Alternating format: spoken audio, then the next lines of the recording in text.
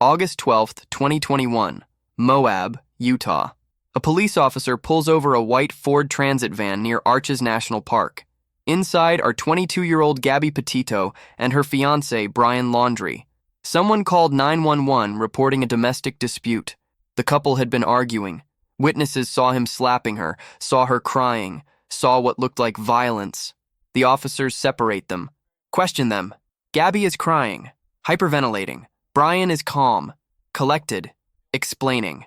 The officers make a decision. They don't arrest anyone. They don't charge anyone with domestic violence. Instead, they separate the couple for the night. Gabby stays in a hotel. Brian takes the van. The next morning, they reunite. They leave Moab. They continue their cross-country road trip. 1 month later, Gabby Petito is dead, strangled. Her body found in Wyoming's Bridger-Teton National Forest. Brian Laundrie returns home to Florida alone, refuses to speak to police, disappears into a swamp, takes his own life, leaves behind a confession written in a waterproof notebook. And now, 4.5 years later, Gabby Petito's parents are still fighting for justice. Not just for Brian Laundrie, who's dead, but for the police officers who stopped them that August day in Moab, the officers who had a chance to save Gabby's life, who had evidence of domestic violence right in front of them, who made decisions that Gabby's parents believe led directly to their daughter's death.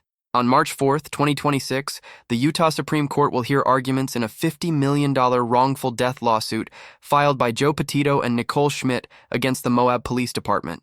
The lawsuit was dismissed in November 2024, but Gabby's parents refused to give up. They appealed. And now, 5 justices will decide a question with massive implications. Can police be held responsible when they fail to protect a victim of domestic violence who later dies? This is the story of Gabby Petito, a young woman whose murder captivated the world, whose case exposed the failures of law enforcement response to domestic violence, and whose parents have spent years fighting to make sure what happened to their daughter never happens to anyone else. Before we dive into this legal battle and the newly revealed evidence, make sure you subscribe and hit that notification bell. Here at Forensic Disconnect, we cover cases that matter with respect for the families and facts from verified sources. And if you remember Gabby's case, if you followed the search for her, drop a comment below sharing your thoughts on this upcoming Supreme Court decision. Gabrielle Venora Petito was born March 19, 1999, in Blue Point, New York. She grew up on Long Island, attended Bayport Blue Point High School. She had blonde hair, blue eyes, and a personality that lit up every room. Her parents, Joe Petito and Nicole Schmidt, had separated when she was young, but both remained deeply involved in her life. They remarried other partners who also helped raise Gabby. It was a blended family, but it was a loving one. Gabby was artistic, creative. She loved photography, travel, and adventure. After high school, she worked various jobs, including at a smoothie shop and a nutritional supplement store. But her real passion was exploring, seeing new places, documenting her life through photos and videos. In 2020, she met Brian Laundrie. He was from Northport, Florida, 2 years older than Gabby. Quiet, reserved. Some who knew them said he was controlling. Others said they seemed like a normal couple. They got engaged in July 2020. Gabby moved to Northport to live with Brian and his parents, Chris and Roberta Laundrie, in their home. And then came the idea that would change everything. A cross-country van life road trip. They bought a white Ford Transit van, converted it for living. Gabby created an Instagram account at Gabby Petito and a YouTube channel called Nomadic Static. The plan was to visit national parks across the United States, to document their journey, to live the dream that millions of young people fantasize about: freedom, adventure, life on the road. They left on July 2nd, 2021. The trip started well. Photos of stunning landscapes, videos of Gabby smiling, captions about gratitude and adventure. They visited Monument Rocks in Kansas, Rocky Mountain National Park in Colorado, Salt Lake City, and then, on August 12th, they arrived in Moab, Utah, gateway to Arches National Park. What happened that day would become one of the most analyzed police interactions in recent American history. At approximately 4:38 p.m. on August 12, 2021, Moab police received a 911 call. A witness reported seeing a man, later identified as Brian Laundrie, slapping a woman, Gabby Petito, outside Moonflower Community Cooperative, a local grocery store. The caller said the couple got into a white van and drove away. The caller said it looked like the man was hitting her. Within minutes, Moab police officer Daniel Robbins spotted the van and initiated a traffic stop near Arches National Park. Gabby was driving. She was crying, hyperventilating, visibly distressed. Brian was in the passenger seat, calm. Officer Robbins approached the vehicle. What followed was captured on police body camera footage that would later be viewed millions of times online. Gabby is sobbing. She tells the officer they'd been fighting. She says she has OCD and was stressed about keeping the van clean. She says she hit Brian. She takes responsibility. She's apologetic. She's clearly in an emotional crisis. Brian, speaking to another officer separately, is collected, articulate. He has scratches on his face and arms. He says Gabby hit him. He says she grabbed the steering wheel while he was driving, which is what led to their erratic driving that attracted police attention in the first place. He downplays the incident, says it wasn't that serious. A second officer, Eric Pratt, also responds to the scene. The officers confer. They review Utah law. Under Utah code, they're required to make an arrest in domestic violence situations if there's probable cause. The question is, who was the aggressor? The officers determined that Gabby was the primary aggressor. She admitted to hitting Brian. He has visible scratches. The technical law would suggest she should be arrested. But the officers don't want to arrest a clearly distraught young woman for what they view as a minor incident. They look for alternatives. Officer Robbins calls a domestic violence specialist for advice. The specialist is unavailable. The officers confer with their supervisor, who is off-site. They come up with a plan. Instead of arresting Gabby, they'll separate the couple for the night. Gabby will stay in a hotel. Brian will take the van. They'll cool off. In the morning, they can decide if they want to continue their trip together. The officers book Gabby a hotel room at the Bowen Motel in Moab at city expense. Brian drives the van to a different location. The officers note in their report that they didn't observe any signs of serious harm. They didn't believe either party was in danger. They describe both Gabby and Brian as cooperative. The body camera footage shows Officer Robbins telling Gabby, "I don't think you're in any danger. I think you guys just need a break from each other." He tells her everything is going to be okay. He's kind, empathetic, but he doesn't arrest anyone. He doesn't file a domestic violence report that would have triggered additional protections or interventions. The next morning, August 13th, Gabby and Brian reunite. They leave Moab together. They continue their road trip. And less than 1 month later, Gabby Petito is dead. After leaving Moab, Gabby and Brian traveled to Wyoming. They visited Grand Teton National Park. They were last seen together at a restaurant in Jackson, Wyoming on August 27th. Witnesses reported seeing them arguing. On August 28th, Gabby's mother received text messages from Gabby's phone, but she later said they didn't sound like Gabby. She suspected Brian was sending them. On September 1st, Brian Laundrie returned to his parents' home in Northport, Florida. He arrived in Gabby's van. Without Gabby, he refused to talk to her family, refused to tell them where she was, refused to cooperate with anyone asking questions. On September 11th, Gabby's mother, Nicole Schmidt, reported her missing to Suffolk County Police in New York. This was 10 days after Brian had returned home without her. The case immediately attracted national attention. The FBI joined the search.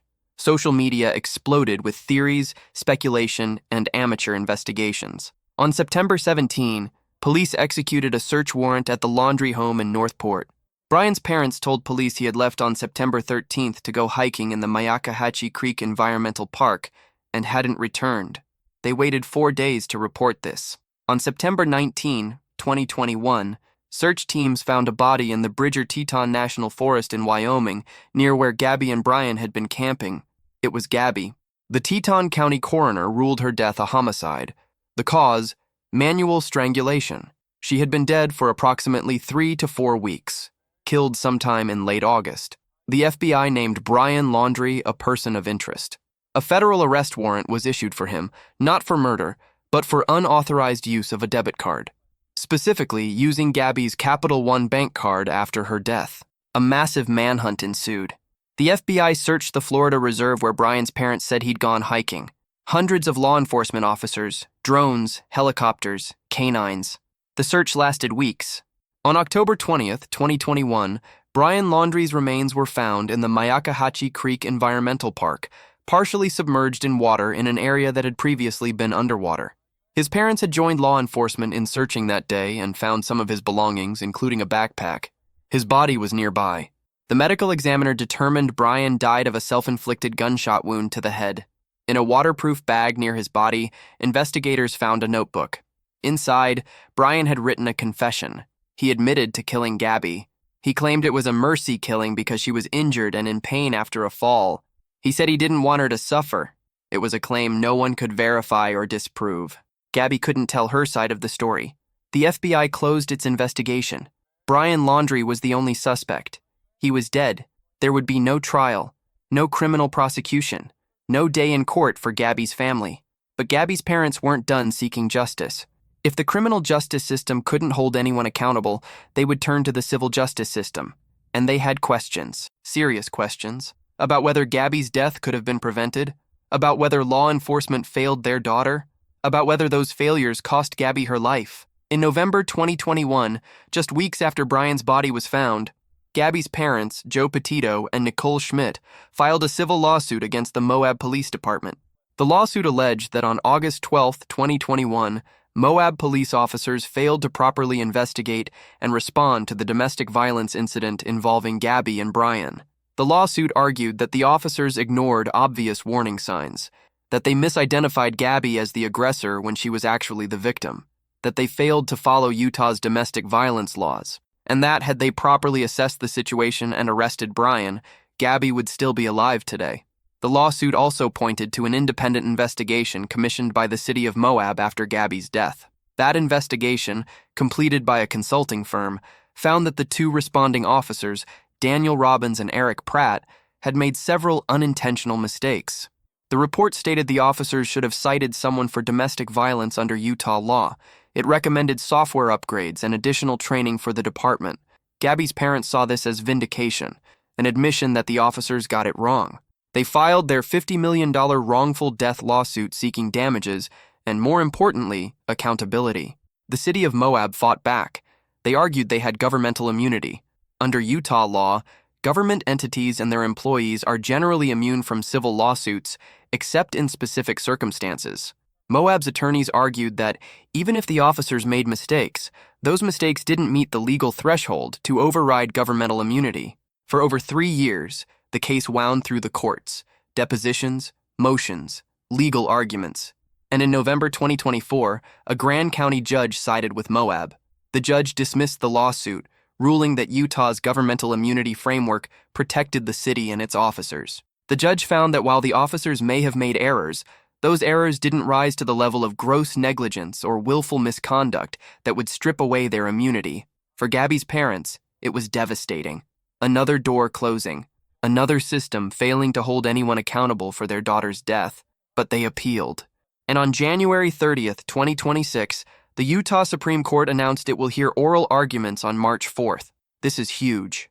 The state's highest court will now weigh in on whether the lower court was right to dismiss the lawsuit, whether Moab police can be held liable, whether governmental immunity protects officers who allegedly failed to recognize and properly respond to domestic violence. The legal issues are complex, but profoundly important. At the heart of the case is a fundamental question. What responsibility do police have when they respond to domestic violence calls? If they make mistakes, if they fail to properly assess danger, if they let a victim go back to their abuser who then kills them, should they be held accountable? Gabby's parents argue yes. They point to the Utah Constitution, which they claim guarantees a right to recover for wrongful death. They argue that applying governmental immunity in this case essentially means there's no judicial remedy for the negligence that led to Gabby's death. They say that's not what Utah's founders intended when they drafted the state constitution, many of whom had lost children and family to violence. Their attorney, Judson Burton of Parker and McConkey, stated the case underscores its significance in Utah law. Multiple local governments have filed amicus briefs weighing in on the case. Some support the Petito family. Others support Moab. Interestingly, the parents of other victims have filed briefs supporting Gabby's family. The parents of 2 young men killed by a repeat felon who should have been in custody have joined the case. They're arguing that sovereign immunity has no intellectual or moral basis, that it's a doctrine that allows government to escape responsibility for its wrongs. They wrote in their brief, "The doctrine does not express the sovereignty of the people. It expresses the arrogance of government that refuses to take responsibility for its wrongs and to provide redress." The city of Moab released a statement on January 30th, saying they feel profound sympathy for Gabby's family, but maintain their officers are not responsible for her death some 400 miles away and weeks after the couple left Moab. The city's statement emphasized that Moab is a city of about 5,000 people that receives millions of tourists each year. Gabby and Brian were just two of those tourists. The statement read, "When Moab's officers interacted with Ms. Petito, they did so with kindness, respect, and empathy.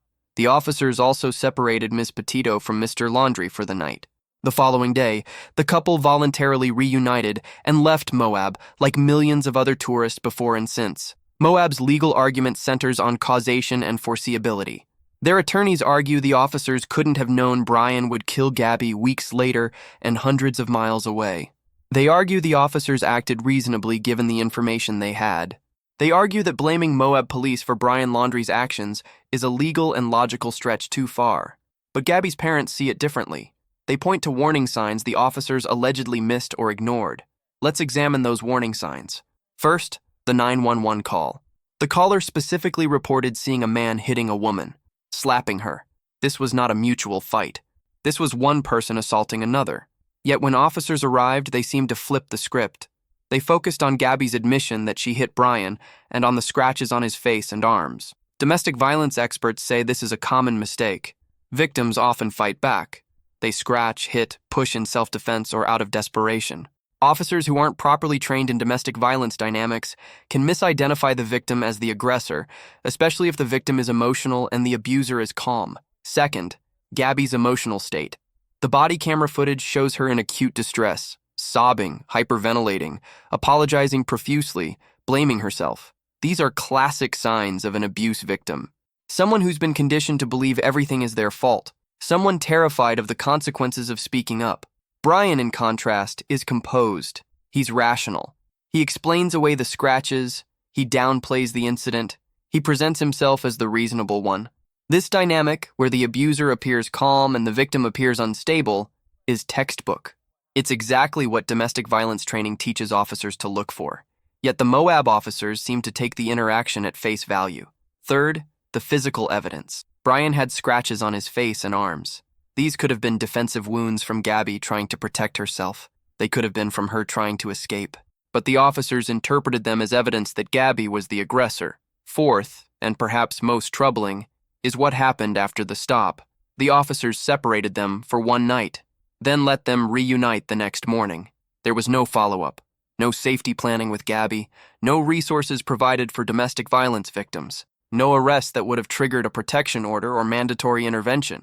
Domestic violence experts say the most dangerous time for a victim is when they try to leave or when there's law enforcement involvement that the abuser sees as humiliating. Brian had just been stopped by police, questioned, had his behavior scrutinized. If he was an abuser, and if Gabby had triggered that intervention by her behavior or statements, she could have been in even greater danger once they were alone again. Utah law at the time required officers to make an arrest if there was probable cause to believe domestic violence had occurred. The officers had probable cause. A witness reported seeing Brian hit Gabby. Gabby admitted to hitting Brian. There were physical marks, but the officers chose not to arrest either of them. Instead, they found a workaround. The independent investigation found this was an error. The officers should have made an arrest. They should have filed a domestic violence report. Their failure to do so meant Gabby and Brian left Moab with no intervention, no protection order, no record in the system that could have flagged them as a high-risk couple. Now, here's the legal complexity. Even if the officers made mistakes, does that mean the city should pay $50 million? Does that mean the officers are responsible for what Brian did weeks later? Moab argues no. They say there were too many intervening events. Gabby and Brian left Moab. They traveled to Wyoming. They had opportunities to separate. Gabby could have called for help. Brian made the decision to kill her. That decision, Moab argues, breaks the chain of causation. You can't blame Moab police for what a murderer did weeks later and hundreds of miles away. But Gabby's parents argue that's too simplistic. They point to research on domestic violence and lethality. They argue that when police fail to intervene properly in domestic violence situations, they leave victims at heightened risk. They argue that had Brian been arrested in Moab, had there been a criminal charge, had there been a protection order, the trajectory of events would have changed. Maybe Gabby would have had time to recognize the danger. Maybe her family could have intervened. Maybe she'd still be alive. This is the question the Utah Supreme Court must grapple with. Where is the line between police making an error and police being legally responsible for a subsequent homicide? How do we balance the need for police to do their jobs properly with the reality that they can't predict or control every future action of the people they encounter? The case has drawn significant attention from legal scholars, domestic violence advocates, and civil rights organizations. It could set a precedent that impacts how domestic violence calls are handled across Utah and potentially influence law enforcement practices nationally. If the Supreme Court overturns the dismissal and allows the case to proceed, it would mean Gabby's parents could have their day in court. A jury could hear evidence about what the officers did and didn't do. Expert witnesses could testify about domestic violence dynamics and police procedures. The officers themselves could be questioned under oath about their decisions that day. If the Supreme Court upholds the dismissal, it would mean governmental immunity stands. Moab Police would be shielded from liability, and Gabby's parents would have exhausted their legal options. The message would be that even if police make mistakes in domestic violence cases, even if those mistakes arguably contribute to a victim's death, there may be no legal recourse. The oral arguments on March 4th will be critical. 5 justices will hear from attorneys on both sides. They'll ask tough questions about immunity, causation, constitutional rights, and the role of police in protecting domestic violence victims. Then they'll deliberate and issue a ruling, likely months later. Whatever they decide will have massive implications, not just for the Petito family, but for how domestic violence is policed in Utah and beyond.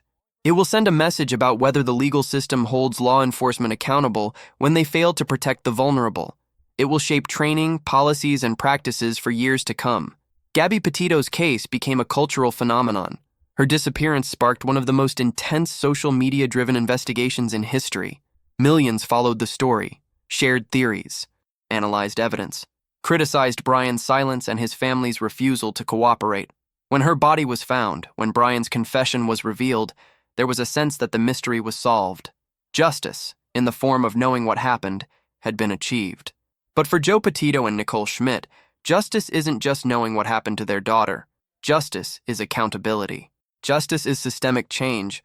Justice is making sure other families don't go through what they've gone through. They've created the Gabby Petito Foundation, which works to support families whose loved ones have been murdered or are missing, and helps raise awareness about domestic violence. They've pushed for legislative changes. They've spoken publicly about warning signs of abuse. They've turned their grief into advocacy. The lawsuit against Moab is part of that mission. Win or lose, they've forced a conversation about how police respond to domestic violence. They've shone a light on gaps in training and policy. They've made Gabby's story not just about one woman's tragic death, but about a systemic problem that affects thousands. Domestic violence kills. In the United States, an average of 3 women are murdered by their intimate partners every day. Many of those women had previous contact with police. Many had called for help. Many were in situations where intervention could have saved their lives. Gabby Petito's story is unique in its national profile and media attention, but it's not unique in its dynamics. Young woman in a relationship with a controlling partner, escalating violence, a police encounter that didn't result in meaningful intervention, and ultimately, a homicide. The body camera footage from Moab has been used in domestic violence training as an example of what not to do. It's been analyzed by experts who point out missed warning signs. It's been watched by millions who see in hindsight how differently that encounter should have gone. But hindsight is 2020. The officers didn't know Gabby would be dead a month later. They thought they were handling a minor domestic dispute between 2 young people on a road trip. They thought separating them for a night was sufficient. They thought they were being kind by not arresting a crying young woman. The question is, should they have known better? Were their red flags clear enough that trained officers should have recognized the danger? Did they have a legal duty to intervene more aggressively? And if the answer is yes, what does justice look like? The Utah Supreme Court will weigh these questions on March 4th. Their decision will be closely watched, not just in Utah, but across the country, because Gabby Petito's story resonated with millions. Her face became a symbol. Her case became a cautionary tale. And now, her parents' fight for accountability could change how police respond to domestic violence forever. Joe Petito and Nicole Schmidt have been clear about their motivation. They're not doing this for money. A $50 million judgment won't bring Gabby back, but it might prevent another family from experiencing their nightmare. It might make officers think twice before letting a victim go back to an abuser. It might save a life. In statements to media, they've said they remain steadfast in their pursuit of justice for Gabby. that they want clarity from the Utah Supreme Court regarding municipal liability and the constitutional right to recover for wrongful death, that they believe the case has significance beyond their personal tragedy. Whatever the court decides, Gabby's legacy will endure. Her story changed how many people think about domestic violence. It sparked conversations in families about red flags and healthy relationships. It prompted reforms in police training and policies in some jurisdictions. It created awareness that could save lives. But for her parents, none of that fills the void. Their daughter is gone, murdered by someone she loved, failed by systems that should have protected her. And now they wait, again, for another court to decide whether anyone will be held accountable. The oral arguments are March 4th, 2026. The decision will come months later, and then, depending on the outcome, this case could go back to trial, or it could finally end. 4.5 years after Gabby's death, her parents are still fighting, still advocating, still refusing to let her story be forgotten. What do you think about this case? Should Moab Police be held liable for what happened to Gabby Petito? Did the officers make mistakes that contributed to her death, or is it unfair to blame them for Brian Laundrie's actions? And what does justice look like when the person who killed someone is dead? Leave your thoughts in the comments below. But remember, this is a real family still grieving. Let's keep the discussion respectful. If this case matters to you, if you believe Gabby deserves justice, subscribe to Forensic Disconnect. We cover cases that spark important conversations about the justice system with facts, context, and respect for everyone involved. Hit that notification bell for updates as the Supreme Court case develops. And if you or someone you know is experiencing domestic violence, please reach out for help. The National Domestic Violence Hotline is 1-800-799-SAFE. You're not alone. There is help available. Gabby Petito, 22 years old, murdered in August 2021. Her case captivated the world. Her parents continue fighting for justice. And on March 4th, 2026, the Utah Supreme Court will decide whether that fight continues or ends. This is more than a legal case. It's a question about who we protect and how. It's about whether systems of justice work when victims need them most. It's about a young woman who should still be alive, creating art, traveling, living the life she dreamed of. Instead, she's a name in legal briefs, a case study in domestic violence, a symbol of systemic failure, and a daughter whose parents refuse to stop fighting for her, no matter how many doors close, no matter how many courts say no. March 4th, the Utah Supreme Court. Gabby Petito's final chance for accountability through the legal system. We'll be watching.